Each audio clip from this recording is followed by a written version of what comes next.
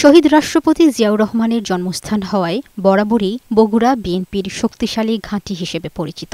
সাবেক প্রধানমন্ত্রী খালেদা জিয়া ১৯৯১ সাল থেকে এই জেলার দুটি আসন বগুড়া ৬ ও বগুড়া ৭ থেকে নির্বাচনে অংশ নিয়ে প্রতিবারই বিপুল ভোটে জয়লাভ করেন। ঐতিহ্যবাহী এই নির্বাচনী এলাকায় এবার প্রথমবারের মতো বগুড়া ৬ আসন থেকে তার ছেলে ও বিএনপির ভারপ্রাপ্ত চেয়ারম্যান তারেক রহমানের মনোনয়ন নিশ্চিত হওয়ায় নেতাকর্মীদের মধ্যে বইছে উৎসবের আমেজ।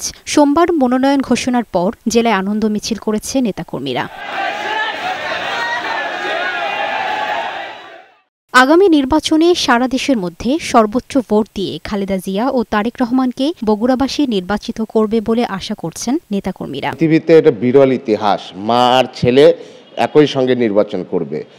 বগুড়ার যে যত ভোটার আছে সবার মনে একটি আনন্দের বন্যা বয়ে যাচ্ছে। তো আমরা আশা করছি বাংলাদেশ আগামীতে অবশ্যই একটা ভালো কিছু পাবে।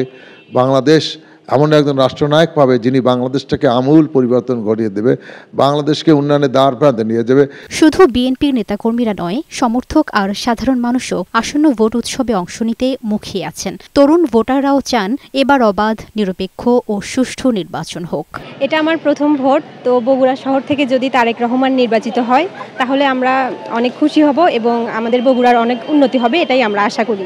আমি চাই তারেক রহমান প্রধানমন্ত্রী হয়ে এসে আজিজুল হক কলেজ সহ প্রত্যেকটা শিক্ষা প্রতিষ্ঠানকে এগিয়ে নিয়ে যাবে, উন্নতি সাধন করবে, বগুড়া জেলার উন্নতি সাধন করবে, বগুড়া জেলাকে এগিয়ে নিয়ে যাবে। যে তরুণদের যে চাওয়া পাওয়া সেটা হয়তো পূরণ করতে পারবে। আবার আগামী দিনে এই দেশ পরিচালনার জন্য সুযোগ পায়, এটা গাবতলী এবং সাধারণপুরবাসী আশা করে। বগুড়ার রাজনীতিতে এই জোড়া তারকা প্রার্থী ছাড়াও জেলার অন্যান্য আসনেও বিএনপির চূড়ান্ত প্রার্থীদের নাম ঘোষণা করা হয়েছে। সেসব নির্বাচনী এলাকাতেও নেতাকর্মীদের মধ্যে চলছে উৎসবের আমেজ।